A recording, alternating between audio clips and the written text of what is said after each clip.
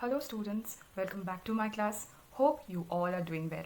Today we will learn about the excretory system of human.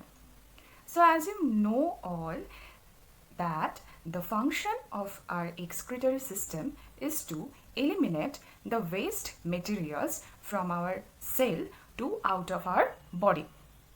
So just see, what is excretion?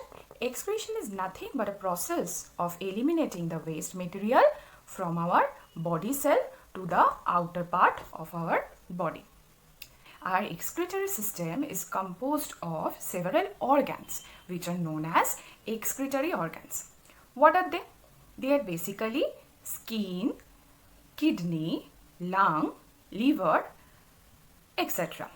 So what these organs do? What is their function? Their function is to eliminate the waste and toxic materials out from our body. What kind of waste are there? Mainly the metabolic wastes, including the carbon dioxide, water, salts, urea, ammonia, and the breakdown product of amino acid, etc. So how this is eliminated? First of all, this product came from the cells into the blood, and then it's carried out to the excretory organ, then it is expelled out from our body. In this figure you can see that this is kidney, which is a major excretory organ of human. As I have mentioned earlier that we have these kind of excretory organs in our body for expelling out the waste material from our body. So now we will see the location of our kidney. Where the kidney is located? Kidney is basically located in the upper retroperitoneal region, which is basically the abdominal region, as you can see in this picture. This is basically the abdominal portion of our body. This is basically belly, and as you can see here, this particular region is called as retroperitoneal region of abdomen, and it is located behind the smooth peritoneal lining of upper part of abdominal cavity between the posterior body wall. Okay. So if we look about the external structure of kidney, then we can see that it is basically a bean shaped structure, and it is of 11 centimeter in length, and it is connected to the ureter, as you can see here, and it is finally connected to urethra. This is the external view of kidney. If we look the kidney from outside, then we can see this kind of structure. This is bean shaped structure basically. And if we see the internal view, then we can see the cortex and the medulla portion. The cortex is basically the outer portion of the kidney, and medulla is the inner portion of the kidney. Okay. In this medulla portion, there is a functional unit of kidney which is known as nephron, which ultimately helps to expel the excretory product. Basically, nephron helps us to produce urine. Okay. So you can see the anatomy of our kidney. It is composed of two kidneys. There is two kidneys in our body. One is right kidney, one is left kidney. Here you can see this is the structure of nephron, which is a functional unit of kidney. It is composed of glomerulus and Bowman capsule. This is the loop of Henle. This is proximal convoluted tubule. This is distal convoluted tubule. This is loop of Henle, and this is collecting duct. These are the structural part of a nephron.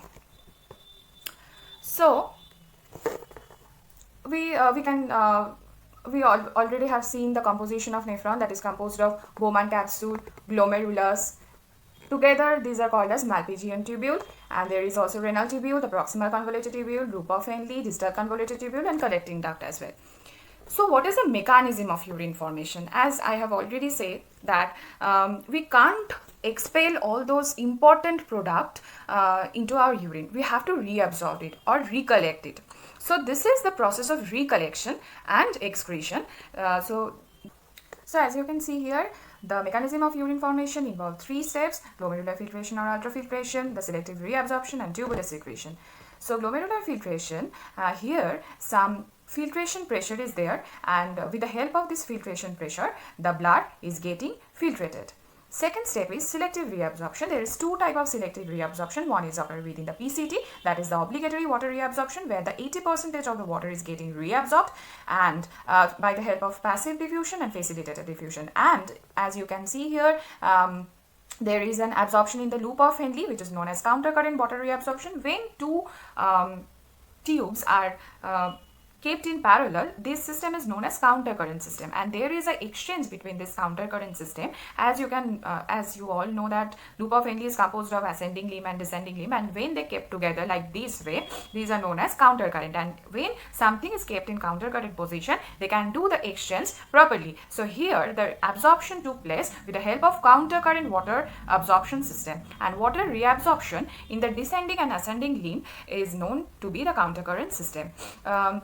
Second, you can see there, this is PCT and this is loop of Henle, and this is the countercurrent, where two tubes are lined in this kind of manner, opposite direction, and here in the ascending limb they are permeable to water, and the descending limb is permeable to the salt, and here the water and salt are getting reabsorbed. And finally, the water reabsorption in the DCT cell occurs with the help of hormone ADH. Okay, and someone who lack this hormone ADH are called as diabetes insipidus, and this is a diseased condition. Okay, here 20% water are getting reabsorbed. And finally, the tubular secretion, where vasa recta secretes some material like urea, ammonia, creatinine and uric acid, and finally the urine is produced. This is our excretory system.